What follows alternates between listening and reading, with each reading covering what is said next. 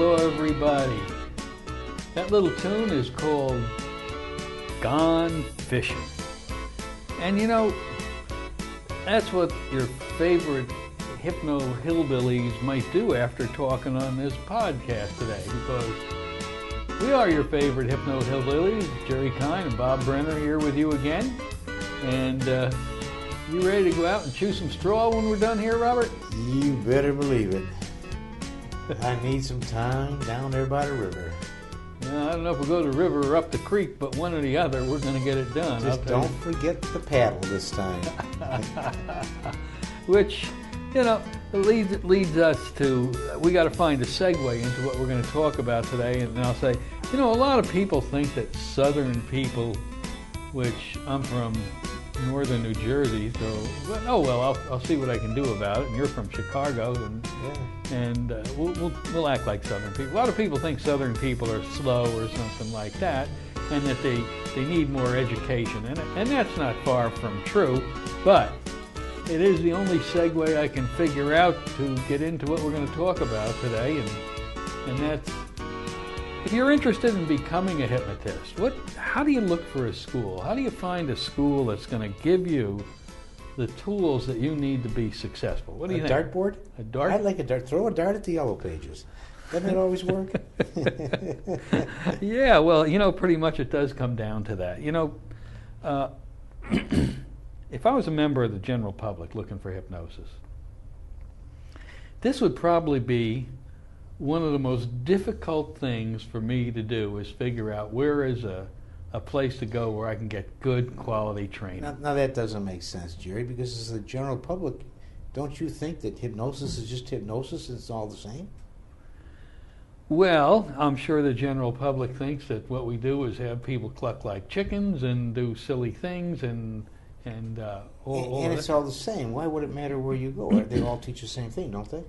Yeah, well, that would be the presumption of the general public, where the reality of it is, as you and I know, there's absolutely no standardization. None whatsoever. The only thing that's the same is that it's all different. You know, and the lack of standardization is one of the biggest problems we have in our profession. Because the reality of it is, for you folks who are thinking about becoming a hypnotist, at this state, and this is 2006, at this time of our professional evolution, if you wanted to be a hypnotist, go nail a sign to your wall, say you're a hypnotist, and boom.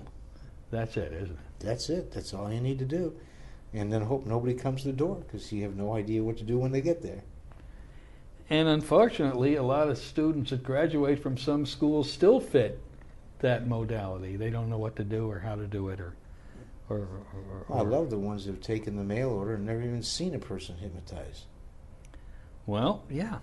And, you know, it's the old term caveat emptor for the public has never been more applicable than it has been in our profession. And it's not their fault. I mean, it's not their fault, but they are ignorant of what it takes to become a hypnotist. And that creates problems across the board for us. Right. And where do people go, for example? Where do you think the average guy or gal out there thinking about becoming a hypnotist would begin initially to look? Well, I don't know. I guess if I was looking at the yellow pages, it'd be the first place, because, you know, you let your fingers do the walking.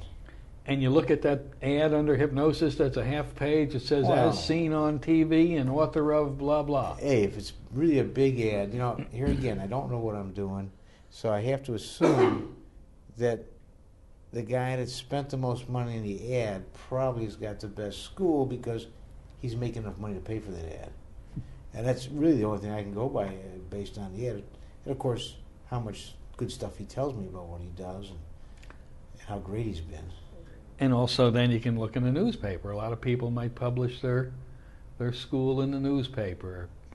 Nice big ad, display ad in the newspaper, you see. But I think probably where a lot of people go today is to the internet. The internet's finally really picking up some speed. I'm sure that's another place to go. But there again, you know, a lot of people think if it's on the internet, it's right. Well, I think it's more than that. I think that the people the general public, when they look at hypnosis internet pages, some of these pages are made by people who really have almost no valuable training in hypnosis at all themselves.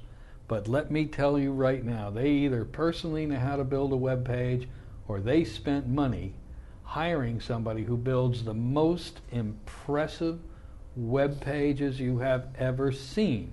You think that by going to them, you'd be going to Harvard or Yale of the hypnosis profession, and yet they probably took maybe sometimes a 3-day class or less. And you know, the opposite is true. Maybe the school is really great, but they have no talent in building a website because the two aren't the same. Yeah, there's no connection. So there's no correlation at all. But unfortunately, as the public, not knowing what to look for, what questions to ask, are going to go to those glitzy-looking websites and say, hey, these people seem to know what they're talking about. Well, one of the other ways people can find whether a school is valuable or not is you can always call local hypnotists and ask them what they think about hypnosis training, where they think would be a good spot. And one of the really best places, in my opinion, is some of the hypnosis boards up on the internet where you can, like the alt hypnosis or hypnosis hypnotherapy, some of the goggle groups. And these people are ruthless. I mean, they are absolutely ruthless. Yeah, but don't you find some of those people have agendas? They actually take it away from where you want to go. Well, some of them do, but if you look in enough places, you're going to get a feel. You're going to get an understanding. In other words, not just one place, you should go to many. That's right. So you can start to see a pattern? I think that's correct, and that's what you have to do because... Makes sense. Because if you're thinking, when you go to school, if you happen to make the wrong decision and you go to a school that does not give you the real tools that you need to be successful in this work, you're not going to hurt anybody. Hypnosis is probably the most benign profession in the world when it comes to the process of hypnosis hurting anybody. As a matter of fact, some people in the past, like Erickson, who's a famous hypnotist in the medical model, said hypnosis is can't hurt anybody. Rachel Rhodes, a great psychologist, said the only danger about hypnosis is it's not dangerous enough. And in court cases for years where people have accused us from hurting people, they've never been able to document one single incident where hypnosis hurt somebody. Now, the hypnotist could hurt somebody. Oh, yeah. But not the hypnotic process and what the hypnosis does.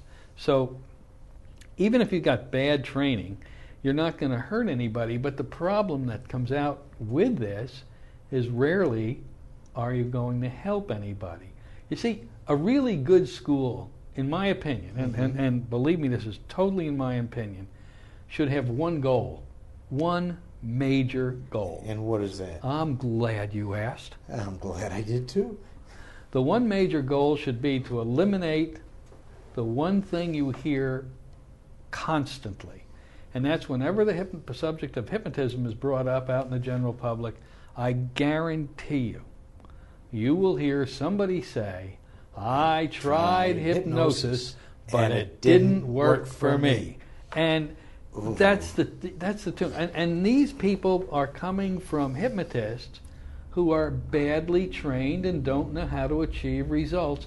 And it's not their fault. They think they know what they're doing. In other words, they don't know they're badly trained. They don't know that they don't know what they're doing. And so legions and legions of people are out there because, I hate to say this, and I guess I shouldn't say this because it's probably not being politically correct. And you know how important political correctness is to me. I know. You are Mr. PC. But I will say this, and I'll put it on the record, most hypnosis schools are not very good. Would you agree with that? Yeah, I'd have to agree with that. I would say the greatest percentage. I'd say probably 85 or more % are not giving you the tools you need. Now, well, Jerry, when you say that, not giving you the tools you need, what are you talking about? What tools? Another blatant segue. I like that. What tools should you need? Well, before we talk about what tools, when a person goes to take hypnosis training, what should they anticipate that the course should cover? And the answer is, why are they taking a hypnosis course? Are they taking it for clinical reasons? Do they want to become a stage hypnotist? Whatever. There's, it's almost getting like doctors nowadays, where we kind of specialize after we get our primary training. In other words, hypnosis isn't just hypnosis.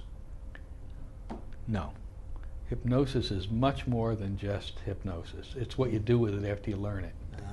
But learning it, no matter whether you want to be a clinical hypnotist, a metaphysical hypnotist, a stage hypnotist, a specialist, there's one string that connects all of this, and that is you have to have solid, total, competent, bottom of the pyramid basic training that holds everything up after that. So what any good course should give you is this strong and powerful basic understanding of hypnosis, how it works, and gives you the tools to hypnotize somebody. So what do you want to study? Well, you want to go to a school that teaches you these things. And let's go over some things that a school should really teach you. Well,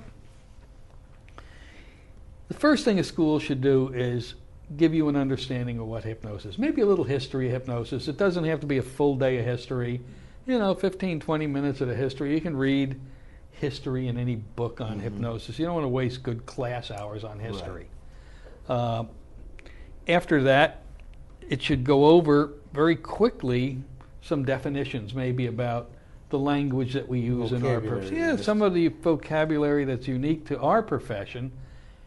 And as you well know, because at Omni you teach the portion on vocabulary, that, for example, many words are the same word but have different meaning in the hypnosis profession compared to the medical. For example, if I say the coma state, well, the medically oriented people are going to have that they have a kick when we say that one. Right. Yeah, but the hypnosis coma state is totally different. Right, so it's to be understanding. So you got to understand the vocabulary and how it applies to us. I think there's another part of vocabulary, Jerry, a lot of people don't understand. In the Omni training, in where you teach, you have a very specific way of doing things, so you don't use a really wide vocabulary in the teaching. Well, I'm not smart enough to have a lot of words. But still, there's a lot of words within the hypnosis field that are used by other people. And it's important that whether or not a training center uses the words, they should attempt to cover as much of vocabulary as possible, so when a person leaves a training center and they're talking to someone else who's trained somewhere else, they can have some kind of a common language, even though the school doesn't use it a lot. So it has to be a pretty intensive vocabulary, completely. And then after you talk about this, what you should get into right away. I mean, get into right away before you even get into teaching how to hypnotize or anything like that. Because a good school, you'll be doing a lot of practice in also. The first thing that I think needs to be covered after your introductory stuff and hello, how are you, let's get the class going, is what potential abnormal reactions might I be looking at? You mean things that might go wrong?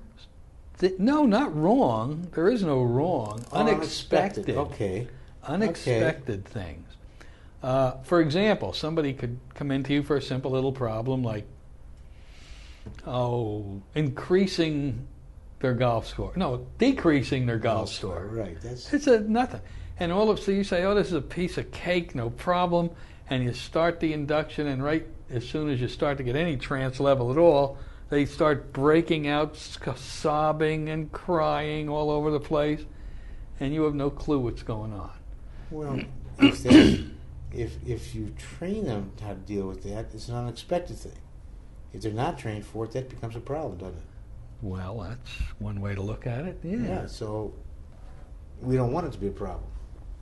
So that should be taught right off the bat, how to handle these things, what to expect that could happen. There's many different things.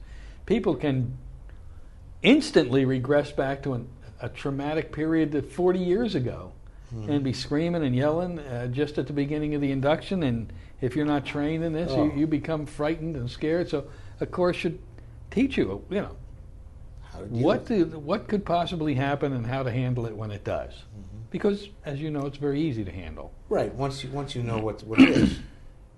Mm-hmm. Okay. So now once you get that out of the way, how about we teach them how to hypnotize people? That should be a good thing. Well, I think that probably would be an important part of a hypnosis class. Now, you will not believe this, but I'm going to tell you something. Uh-oh. And you will be shocked. Shocked? Let me try that again. And you will be shocked. There it is. Okay. Do you know that... I forgot what I was going to say. I was shocking. Thank God's for editing. Oh, well, we'll get back to it. It must have been important, but it'll come back. But probably something to do with the way they teach hypnosis and what they teach, how they teach hypnotize. It could be any of those things. Like but progressive at my relaxation. age, I'm having one of those senior moments where things just dork out. Yeah, but anyway, you got the potential lab reactions. You're going to hypnotize people. Oh, it's come back. You see, no problem. I've got it again now. Do you know that for many hypnotists out there, there's one thing they really don't want to do in their hypnosis session? What's that, pray tell? Again, you're going to be shocked. I bet I will. I know you will. They don't want to hypnotize anybody. It's true. You're kidding me. It's true. And because of their insecurity in this, many of these people become what Barnum said. Remember Barnum's favorite expression? There's a sucker born every day. That's right. And so they decide if there is anything on the market that they could buy that could help them with this, that they'll buy it. So they end up buying spinning wheels, blinking glasses, I love those blinking glasses. Blinking light bulbs, hypno candles, the shock therapy. I mean, it's because they're not confident in how to hypnotize. So when you teach a student how to hypnotize, you've got to get them to the point that they realize the induction is the least important part of the class, that it's simple, it's nothing to it. Would you think maybe one of the reasons they're afraid to is they really, after all their training, don't know what hypnosis is? That's always possible. And also, the problem is they don't have a solid command of the induction process, I think, is what you're dealing with. In other words, again, one of the problems you have with many schools out there is they teach one induction. Maybe a slight variation left or right, and that induction is? Progressive relaxation. Oh, take me to the woodshed and beat me. You know, it's absolutely. And so many people you'll hear out there, well, we were just taught a progressive relaxation induction. Now, the progressive relaxation induction is a good induction. Like all inductions are good inductions for specific types of people, specific personalities. In other words, it has a place. It has a place. But it never, don't you wish there was one induction that would work for everybody? Oh, that would be nice, but, where are you going to find such a thing? Well, I'll invent one next week. But for now, we're dealing with the ones we got. Probably the closest one to it, if I had to say, if there was one that was nipping at the heels, would be the Elman induction for most people. Well, it's pretty versatile. Very versatile, because it shoots for somnambulism. But anyway, that's a whole nother podcast. Some who?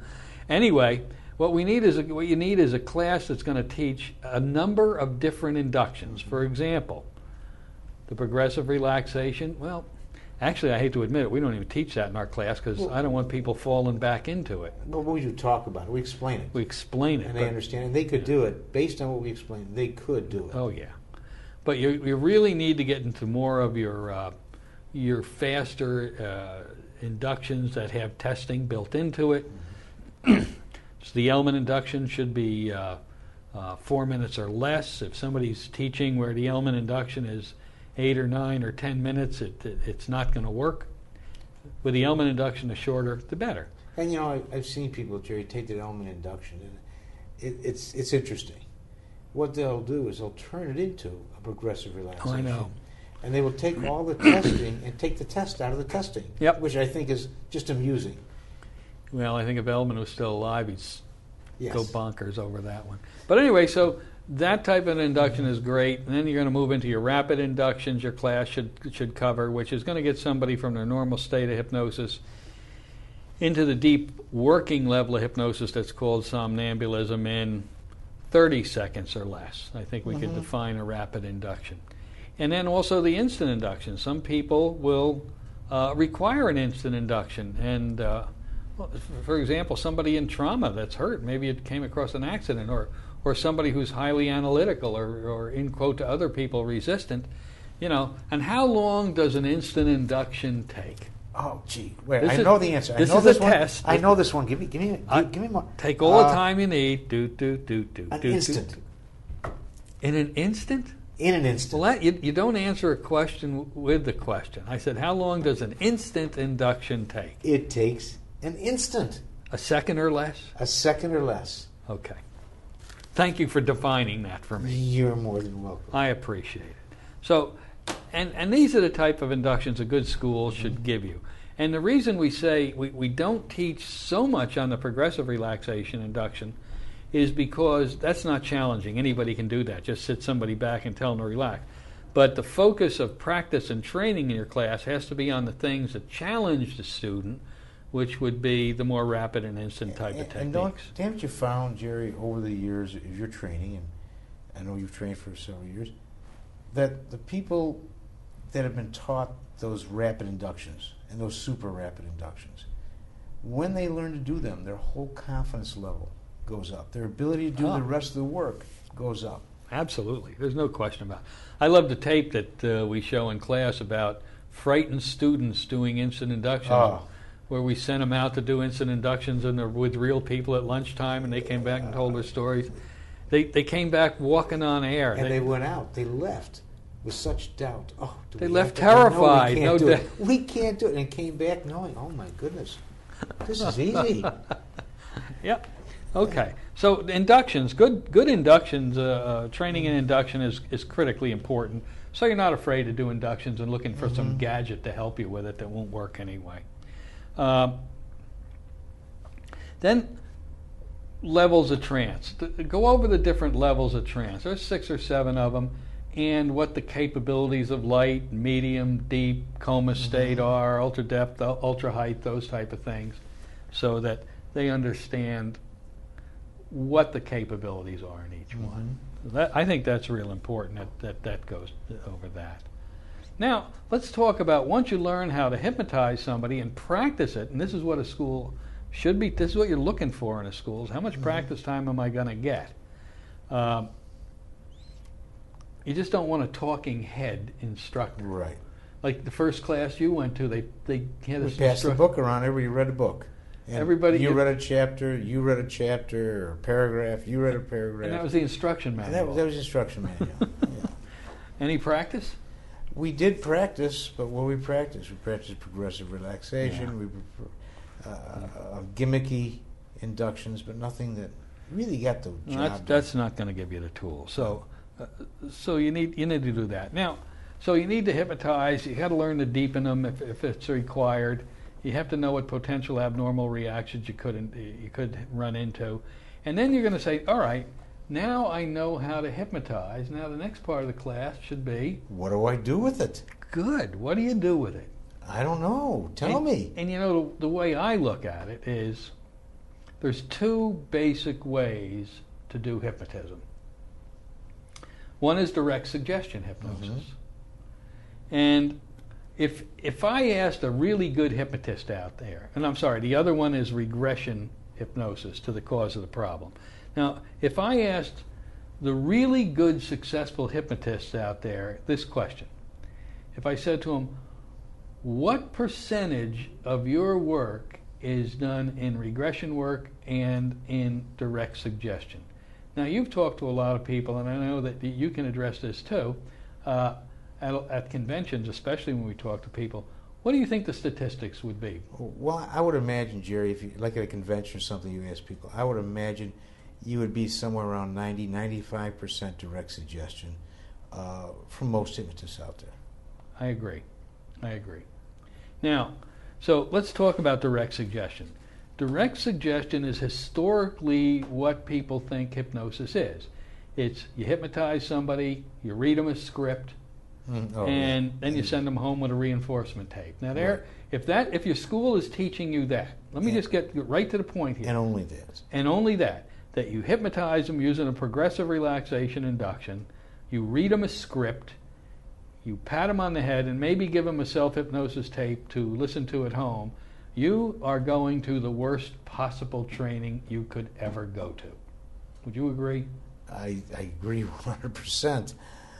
I mean, you're teaching people how to take a little bit of edge off of a problem. Yeah. Well, again, direct suggestion works fine for certain types of problems. For example, out there on a golf course, you want to just kind of get more consistent in your golf like game. you hypnotized me the other day to increase my golf score. That's right, and it did. It went from 110 to 228 instantly. Hey, when you're golfing against me, I need you to increase yours. But you got like sports improvement, Right. memory and concentration, study habits. These type of things.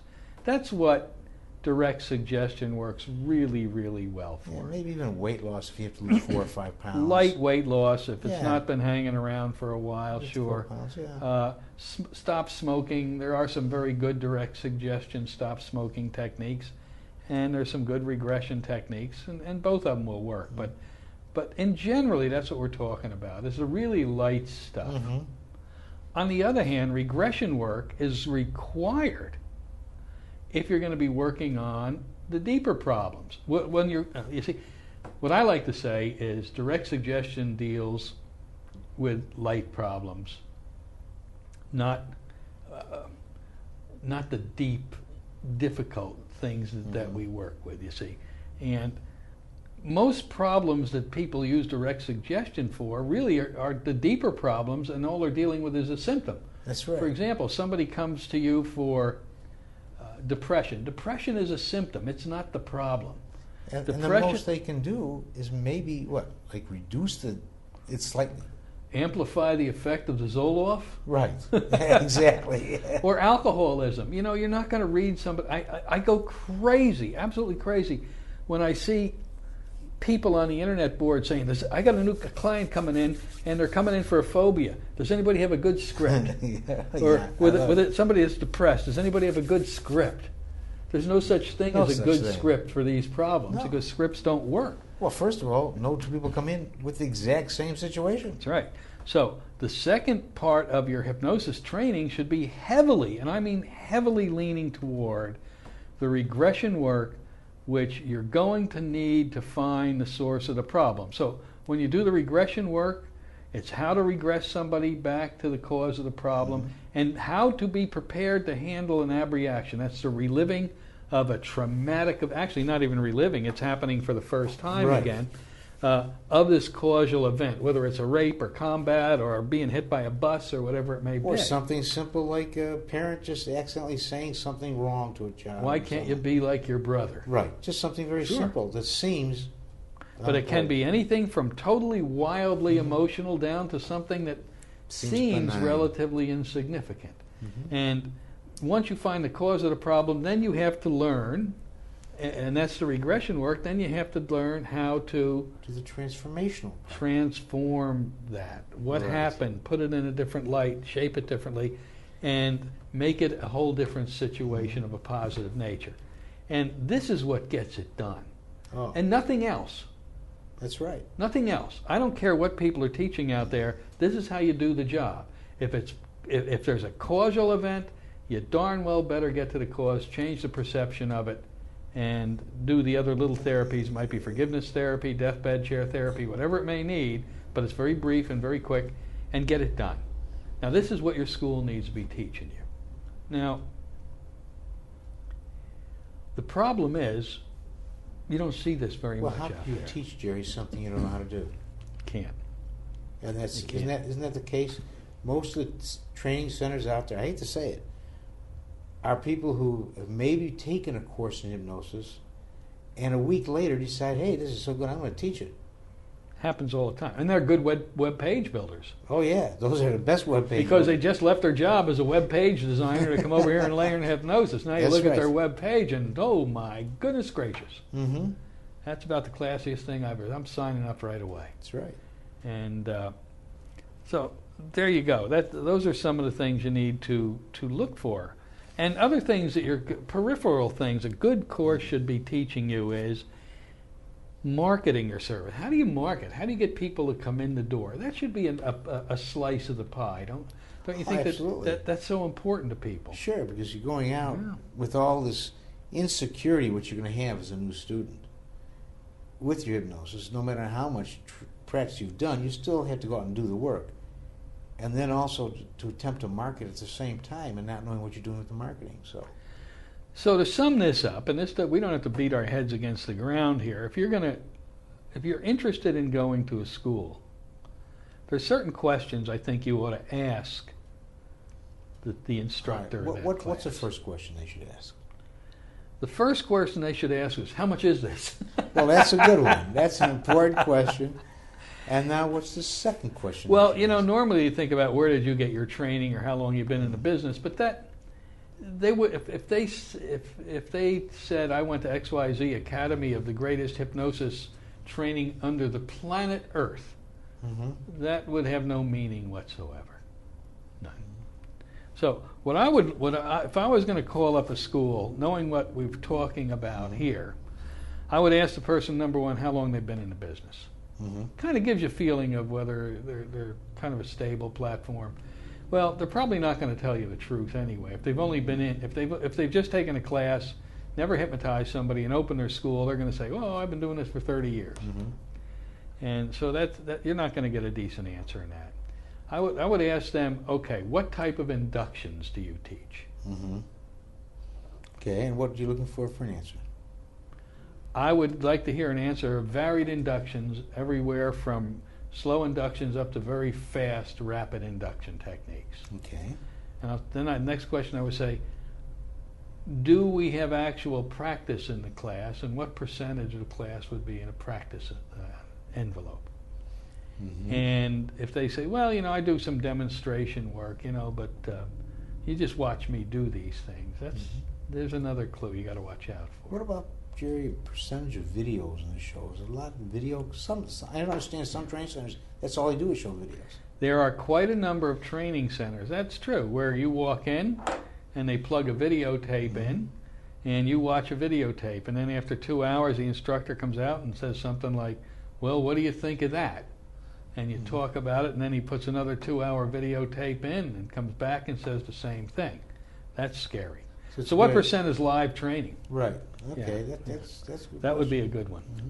So that would be important. Then I would ask, do you teach the law of compounding of suggestion? That's a way to make a suggestion very powerful if you're using direct suggestion techniques. Do you teach the law of compounding and how to do it? Mm-hmm. Then I'd ask them if they teach regression work. Mm-hmm.